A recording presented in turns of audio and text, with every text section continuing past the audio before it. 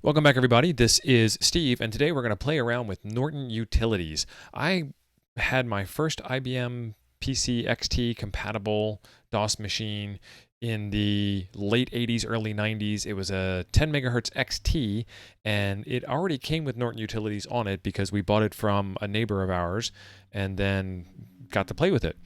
So I'm going to try and relive some of that nostalgia, some of that Norton nostalgia, by doing an install and walkthrough of all of the different Norton utility tools that came with the machine. So a real quick overview of this machine here. I'm recording this on a MacBook Pro. It's an i7 processor, and it's running VirtualBox, and inside of VirtualBox, we're running DOS 3.30. And even though it says that on the screen, I could have just typed that. So let me run the DOS command vir, and there you go, MS-DOS version 3.30.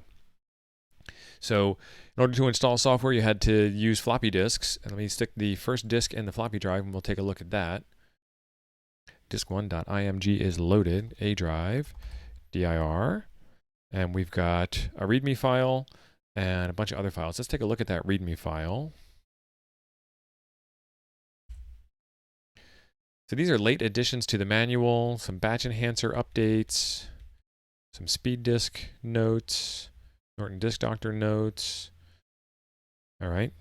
And then you've got a bunch of utilities on here and an installer. So let's just run the installer. Live on the edge. Let's just run the installer. Just do it.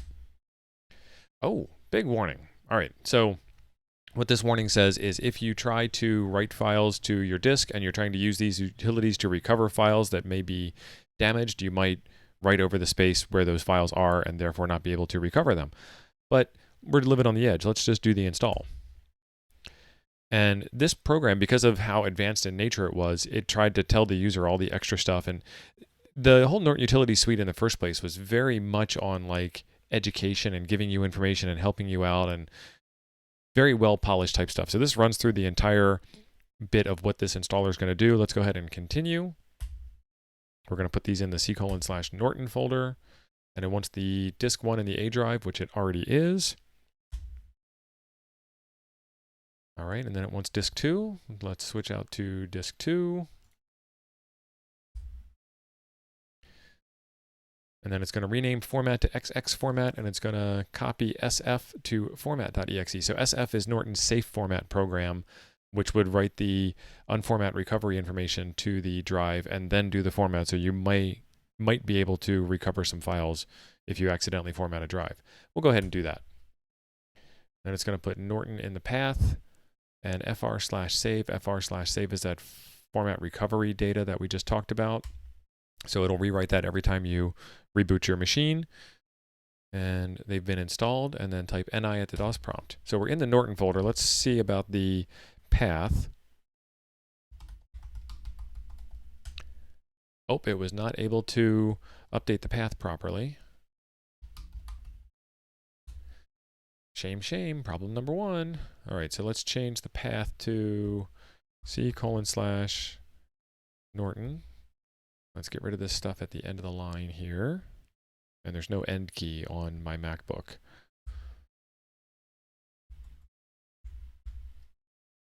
All right, let's save that and reboot.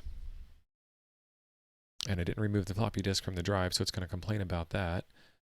Let's remove that and press any key. All right, so we got the format recover information. And we're back at DOS version, and we want to do NI for the Norton integrator. All right, cool. So these are the different tools that Norton Utilities comes with, and there's quite a bit here. Is there more than a screen full? Oh yeah, there's more than a screen full. Excellent. It's going to be a good video. All right, so the first one is batch enhancer. Batch enhancer was pretty interesting. So let's do BE box and do 1, 1, 10, 20. I don't know. Yep, there we go. I put a box on the screen. And so that's what Batch Enhancer was good for. It was ways to make your batch files look more professional and more pretty with, shortcuts and a bunch of different things. And it was actually pretty fast. And I went way down the rabbit hole back in the day with this thing. And I made video game demos, and I made menu systems, and I had batch files that did things that most people didn't think batch files could do. So we'll get into that in a future video. Right now I'm just going through the Norton utilities. So stay tuned for that coming up. DI, disk information. What's the disk information on the C drive? So here's a bunch of information on my C drive. And this is all of the stuff that you can't tell just by looking at it. So it won't tell you that it's a 20 megabyte drive, but it'll tell you bytes per sector, sectors per cluster, number of clusters, all kinds of useful information. If you had some use for that information, I guess it would be useful. Directory sort. Directory sort is a cool program where it would sort your directory, but it wouldn't just display the directory sorted. It would actually rewrite the file allocation table to handle the sorting that you did. So let's go into the Norton folder. Okay, let's not go into the Norton folder because it's not a changed directory thing. I want to put command com at the end. So before we do that, let's see what this actually looks like. So if we're in the C drive and we do dir, you'll see command com's at the beginning, then DOS, then Norton, then tools. So what I'm going to do is I'm going to go back into the Norton integrator and I'm going to go back into directory sort and I'm going to move the command com down and I'm going to move the tools folder. Nope, move the tools folder. Oh, weird. Excellent. It was letting me move a group of files all at once. I'm going to move the directories to the beginning. I'm going to move command com to the end. And then I'm going to write the changes to disk. Finished writing, press any key, get out of here, get out of there. And now we've got folders at the top and command com at the bottom because it actually, like I said, rewrote the file allocation table. So that way it would show up that way. And that was neat if you wanted to like organize a disk that you're shipping an installer on. There's a couple of other utilities on here like that. Disk test. Test a disk or file for physical errors, moves questionable clusters. So we do disk test. Let's do dash on the C drive. And we'll do both a disk and a file test and see how long that takes. No errors reading files. That part's done. So then we do dt/d.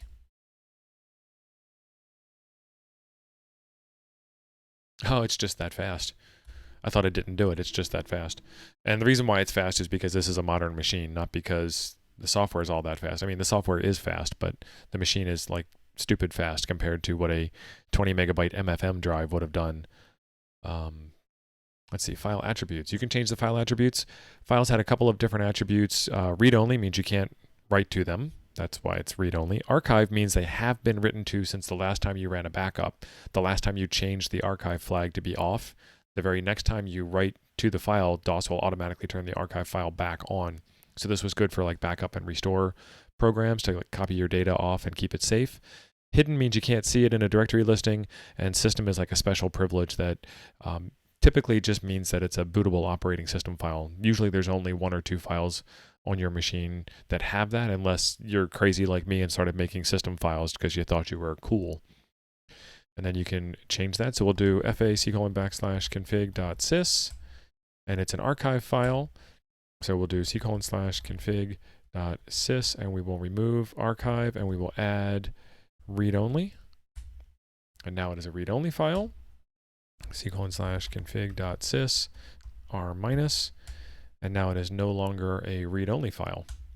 So that's what that allowed you to do. Again, you could make a really professional looking shippable product when you use these utilities. And here's another way to do that. File date and time. As I make my floppy disk with my install image on it, I can also make all of my dates and times on my files match each other to just add that little extra bit of neatness. File find. So we can do file find c:/config.sys. And hey, it found it in the root directory. Oh, it ignored my path that I gave it. Okay, so let's do file find format. We found format, file find XX, XX format, file find com, command com, comp.com. So it found all the files that had com in them. And it found all the files that had com in the file name, because I bet there's more.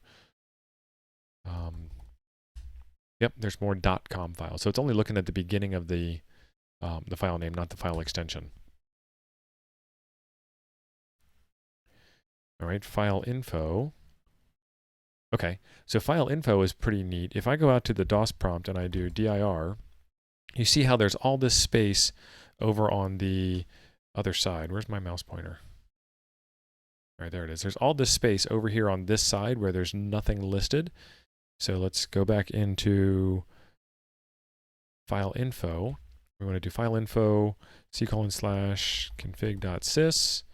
We want to say device drivers go here. Right, let's get out of here and do fi command.com, and we'll say this is the DOS command interpreter.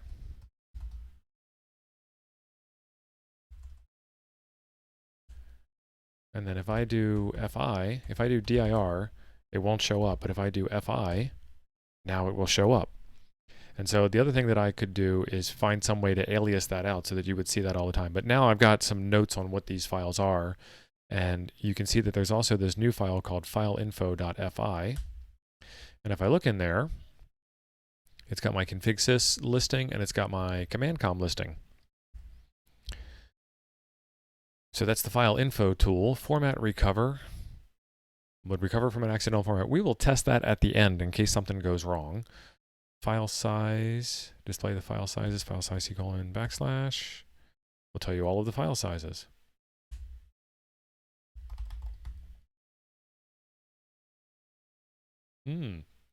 Okay, so what it's going to tell you also is the allocation units that are occupied by the file. And the slack space. So what happens is, let's do that config.sys file again because that's a good example.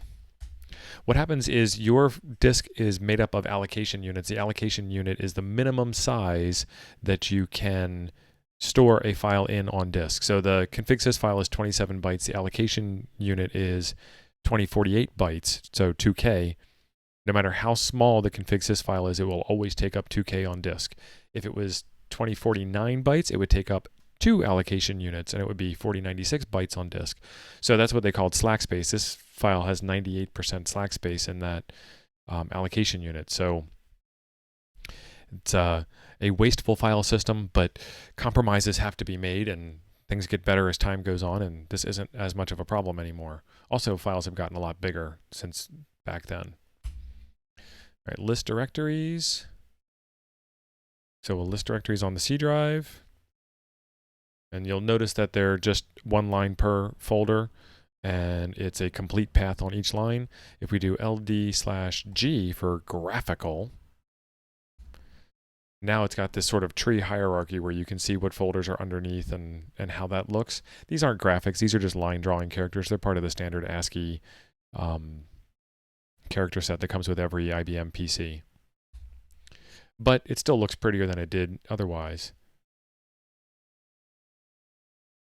And then c:/n if you're using a non-IBM printer. c:/g/n. Yeah, so instead of using actual line draw characters, it used lower order ASCII characters. So the ASCII table is 256 characters, and the first 127 of them are considered low order ASCII characters, and just about every machine had those. And then the higher order, it was kind of optional, but most machines and most printers had them. This is to deal with printers that don't have them. List only total number and size of files. c:/t. So it's the total of all files in each folder and the total size of each of those files. Excellent. That would have been really useful. I probably did use it. I just don't remember using it all that much. Line print is a fancy way of printing files out on your printer. Norton Control Center. Awesome. All right, so you can see Norton Control Center allows me to change my cursor size, and you can see a little example of what the cursor size looks like right here. Let's change that and make it bigger. Almost all the way up, but not quite all the way up. All right, so we've changed that. And now you can see that it's bigger. Let's change it back to smaller. Let's go smaller than normal. And now you can see at the end of press any key to continue that it's smaller than normal. Let's go back in and change it back to normal. And then you can change the colors on your screen. So let's change the foreground color to be light blue. Let's change the background color to be dark blue. And let's change the border to be cyan. Looks a little Commodore 64-like, doesn't it? Let's change those back before we get in trouble. Foreground, background, and this screen doesn't actually have a border. Palette colors. So on your EGA cards and your VGA cards, you had the ability to choose 16 colors on screen, and then those colors had the ability to be represented by any one of 64 colors. So if I wanted to change green from the typical shade of green, I could go brighter, I could go darker, I could change it to an entirely different color. So every time I typed in that I wanted green, it would show up as red. We're going to leave it at green for now. Video mode, let's see how well this works. 50 by 80, 40 by 80, 25 by 80, black and white. We'll stick with color. But if you had a machine that had a black and white screen attached, and it had nice crisp text compared to the graphical screens of the day, you could switch to black and white mode. We'll keep that. Keyboard rate. This is something that I always changed. I always made my keyboard type faster, and then I made the delay before repeating much faster, so I could type faster on my computer. And some games allowed you to game a little faster. Serial port, you can change your serial port settings if you wanted to. Most of the time when you were using a serial port, this stuff was automatically changed. But there are ways to interact with the serial ports natively in DOS. And right now my COM1 port is set to 2400, N8, and 1. Watches, I can set some start time and elapsed time. I guess I could keep a timer of what's going on. If I put this in my autoexec bat file, it would tell me how long my computer was running before the clock was reset, but you'd have to run it again on the way out. So this would be a good way to like time the execution of a program. You put it in a batch file to start the timer, you run the program, you stop the timer, and you can write that out to disk somewhere. We had a couple of other ways of doing that too, but this one was probably a nice way to add that. And then you can change your system clock there. All right, that is Norton Control Center, Norton Change Directory. So that puts me into a folder, but you can't tell because we're not at the DOS prompt. So let's go back to the root folder. And in the root folder, since we ran it, you'll notice that it created this treeinfo.ncd file. And it put it in the root of the folder. So it's got some folder information and it knows. So real quick, give you an overview of the drive. You can see I've got DOS, Norton, Tools, Inter, and 4DOS. And if I wanted to change to the 4DOS folder, I'd have to type in cd space tools, cd space 4DOS, and that's 2 commands. Or I could type out the whole thing all at once, cd /tools /4DOS. That's a lot of typing. Or I can type in ncd4, and it will change me into the 4DOS folder because it's the only folder that has a 4 in its name. So that's kind of a cool thing that can be done with that. Let's go back to the root directory. And let's do Norton Integrator, Norton Disk Doctor. Norton Disk Doctor's on the C drive. So Norton Disk Doctor is a way to check information on your machine. We're going to do /complete. So your disk on your computer, if you turned it off in the middle of a program running, it would leave unattended files all over the place, and that would be a mess. Something could crash in the middle of you doing something, which was pretty rare, and that would leave a mess behind. And then you might have trouble reading to or writing from the disk. This is a quick way to get that stuff fixed, and it's supposed to be a little smarter than DOS's check disk command, and it's certainly prettier. Take a look. So it's checking the C drive, analyzing the boot record, analyzing file allocation tables, analyzing directory structure. And look, there's some defragmentation that we need to do there. So this might be a good tool to put in your autoexec bat to check when your machine boots to make sure that it's clean right away and you know what you're getting yourself into before you start doing some majorly long task that might lose data with. And you can make it run just /quick. So just the boot record, the file allocation table, and the directory structure. And then it's done. It doesn't do the full surface scan. So it didn't find anything wrong, so there's nothing to report there. The Norton utility. c:/config.sys. Okay, so this is editing the actual config sys file.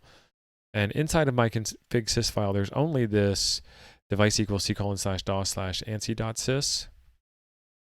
And then the end of the file. And then nothing else inside of the file. So all the rest of this is that 2048 bytes that I was telling you about. And this is just unallocated data. This is just what your hard disk looks like when there's nothing there. So one of the things that we used to do is we would go in and we would change some text in a program. And as long as you didn't change the total number of bytes, the program would still run fine most of the time. So if I had like Lotus 123 and I wanted to call it Lotus 456, I could go in and I could find out where it said Lotus 123 in this program, and then I could change it to 456 and, hey, look what I did. Look how cool I am. So explore the disk. So we went back out a bit. This is the help menu. Return to main menu. Erase.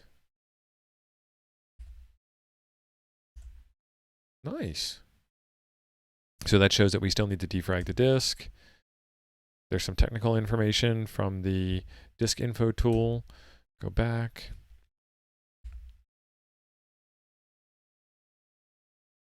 Yeah, so you can just play around, directly with files on disk and edit them instead of trying to use the DOS commands to edit them, which wouldn't allow you to do that. Quick unerase. All right, let's do a little demo of quick unerase. It's going to be harder to do that inside of the integrator than outside.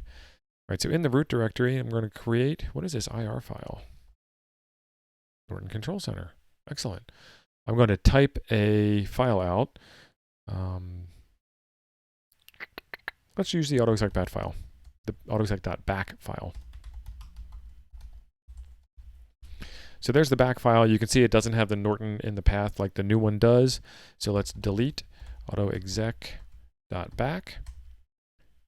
And of course, you don't have to spell it all the way out. And then let's do QU. And it found the file that we deleted. So yes, I want to unerase it and undelete it, unerase it. And then it needs the first character of the file name. And it was unerased using the frrecover.dat information. So like I was saying before, DOS will remove the first character of the file name, mark the disk space as writable, but it won't actually wipe the contents off the disk because that takes too long and machines were slow. So this was a quick way of doing it. And the next time you wrote a file, it would probably overwrite that. So let's look at our file that we recovered. And there it is in all of its glory. So now let's delete autoexec.back and let's copy from the console another file. And this is just another file that I'm going to write out that's going to use up some disk space, which may or may not make it unusable, unable to be unerased. Yep. And so now I've reused that space that was allocated to the autoexec.back file, and I can't get it back. So that's what they were talking about, by using that format recover type stuff. And there's not really a lot of disk space on this machine, so it was unable to recover all of it. And that's fine. So there's it's fine for me because, it was a backup file that I deleted. So let's delete the test2.txt file, and let's do quick unerase. And there's the test2.txt file. And we're going to call it test2.txt. And now it's back. So let's get rid of it again because we didn't really need it. Norton integrator, let's get back in there. So that is the quick unerase speed disk. So we showed the disk map earlier, and it showed that there was some space in there.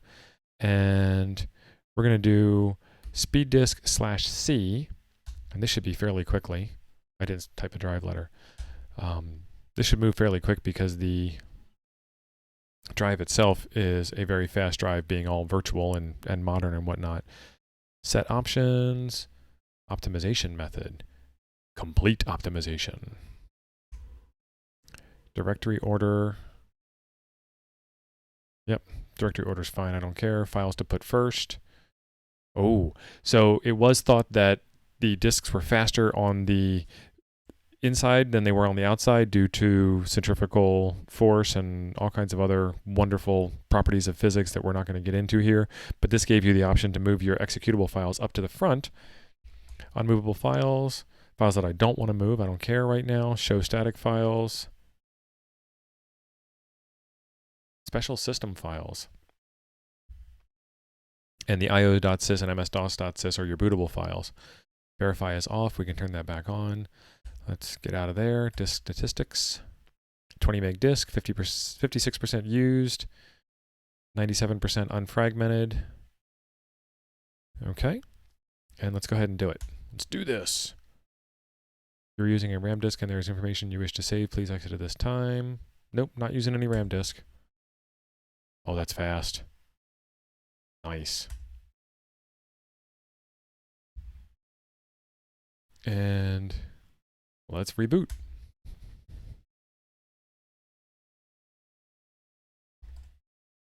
So that was speed disk.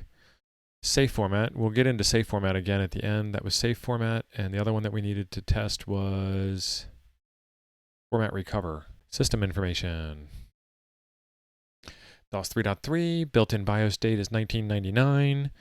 Main processor 386, coprocessor 387. So this software was written before the 486 was created, so it doesn't know any better than to say that it's the best processor that was available when this thing was made. Display adapters VGA. Video mode is 25 by 80 text in color. DOS memory usage. Computing index. Not computed. Clock inactive. Disk index not computed. No drive. Performance index not computed. Let's do SIC:.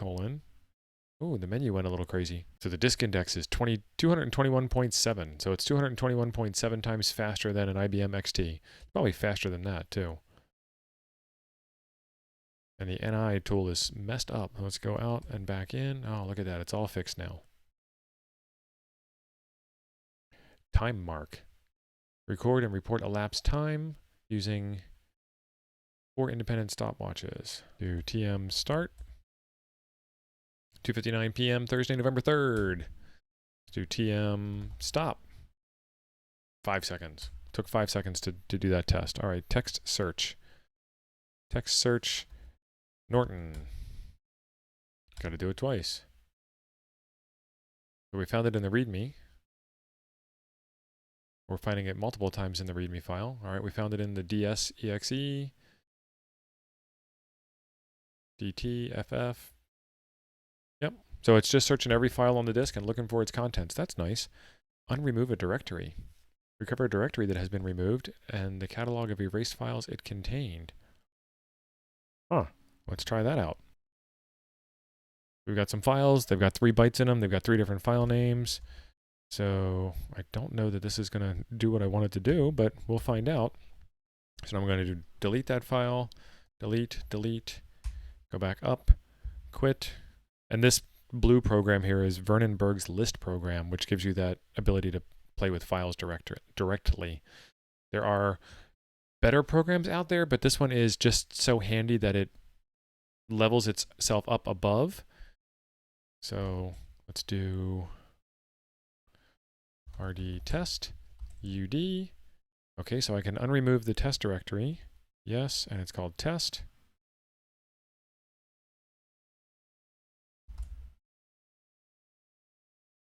Yes, T, yes, T, yes, T.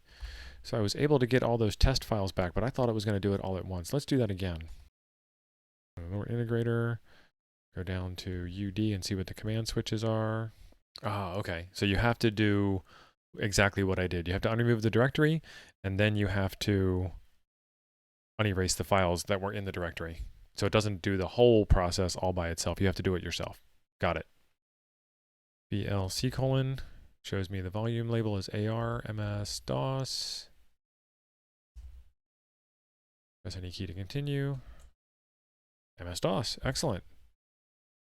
All right, so that takes care of that. Wipe disk.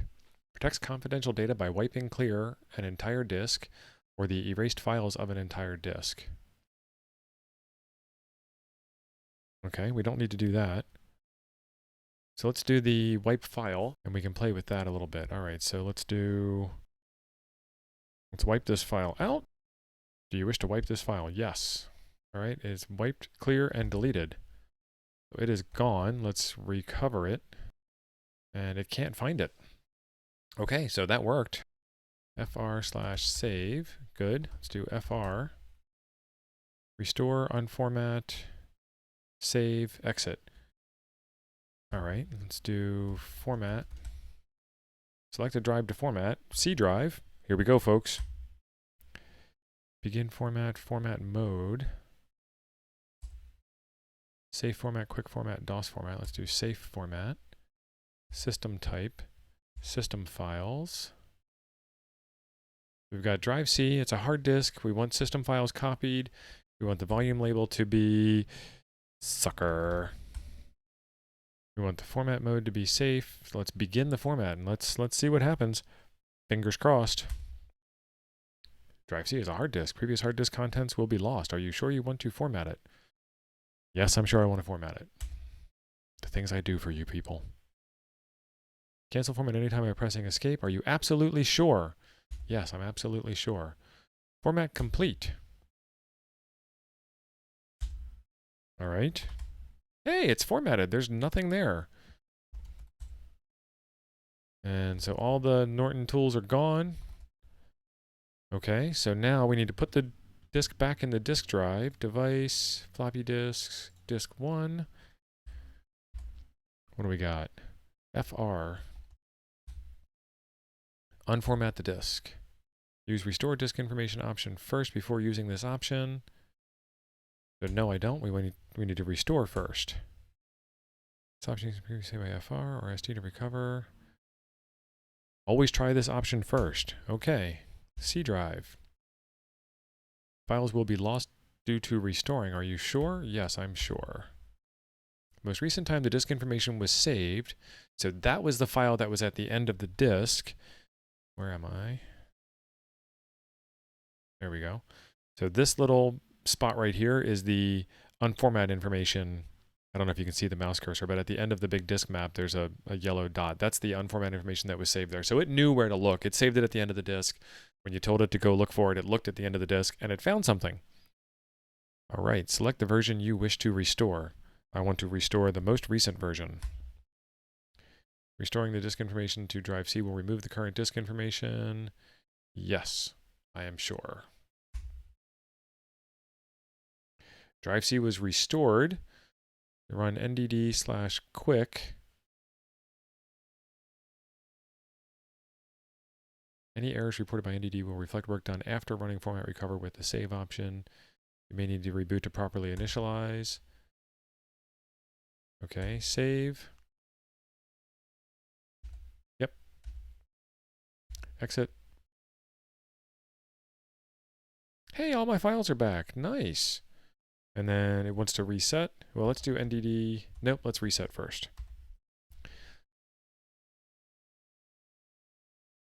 Oh, that's my floppy disk in the floppy disk drive. Let's remove that. That would have been scary if I didn't remove the disk drive. So it didn't recover all of the files. Interesting. And now my machine is locked.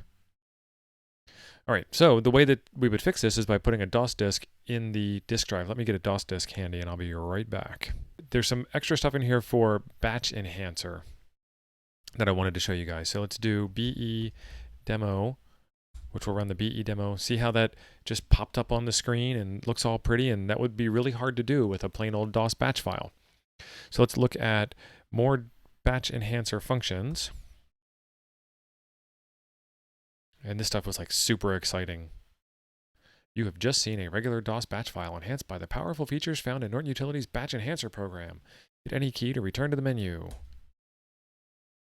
And then we'll do Norton Integrator. This is going to run the Norton Integrator, and when we press exit, it's going to go back to the menu. Directory sort, it's going to run the directory sort. We'll escape that, it'll go back to the menu. Save format. Go back to the main menu. Quit. Oh, it's yellow. Yellow on black. So let's type bedemo.dat. And so here's how you got all that stuff that was on there. Let's do pipe to more. All right, awesome. So be menu.dat. Let's look at menu.dat.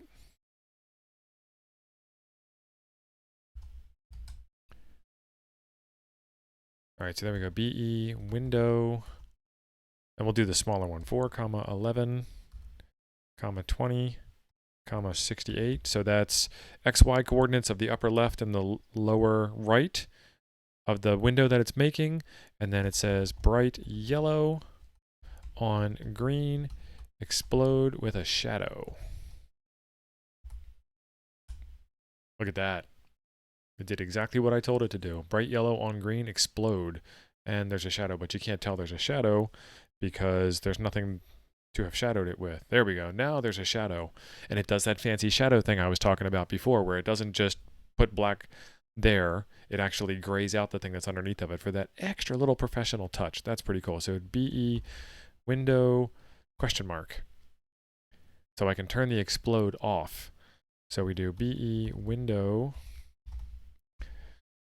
2, 2, 200. Nope, there's not 200.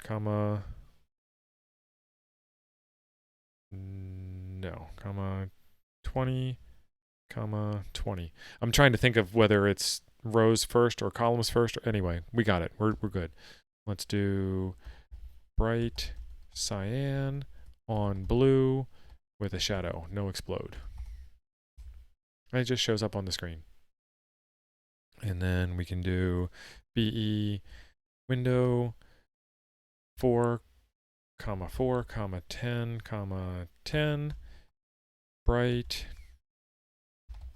blue on cyan with a shadow. Nice. And we can just do this all day long, making boxes on the screen. Now, every time I run a command at the command prompt, it's going to move the whole screen up and scroll the screen. But if I was doing this inside of a batch file, it would do it all on top of each other without moving the screen around. So it would look really nice. Type menu.dat, pipe to more. Put the text in the window for the menu, make a choice. So they made the choice letters a different color. Then we put up a prompt.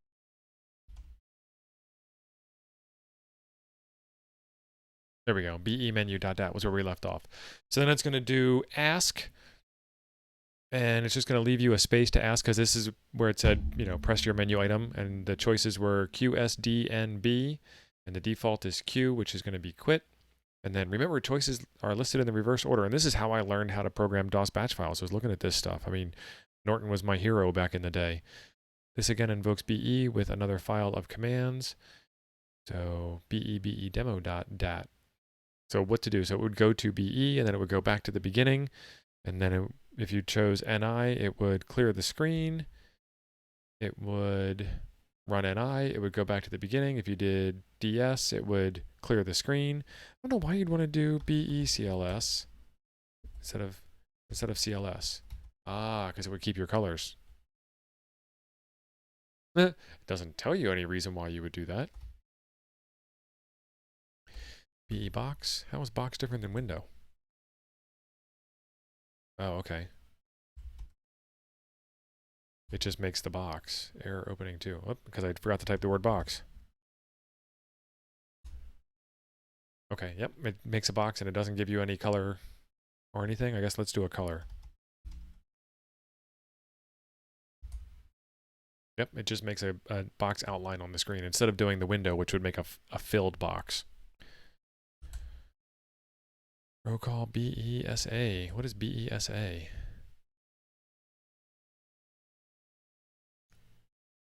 BESA bright yellow on blue. Clear the screen.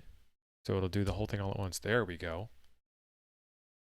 Screen attributes? No, okay, so it's just printing the character that I tell it to 10 times. Okay.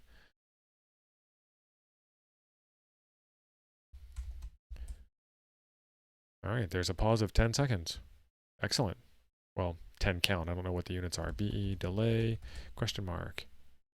Oh, okay. So it was 10 1/18 of a second. Why did it choose 18ths of a second? Interesting. So we do be demo.dat, and this is a file that contains a whole bunch of batch enhancer commands all at once. And there you go with the whole file of batch enhancer commands. All right, so if we had a PC speaker that worked, VirtualBox doesn't support PC speaker emulation, you would be able to hear what the contents of this file are. Mary had a little lamb. And so there's the notes that you play and some documentation, some comments at the end so that you can, this was made in 1988, so that you can see how to make notes on your own and what they are. So frequency 330, duration 3 would play in E4. All right, so that's the end of Norton Utilities. I think there's a video over here that you might like, and in the future we'll do some more batch enhancer type stuff, so be sure you're subscribed. Thanks for being awesome.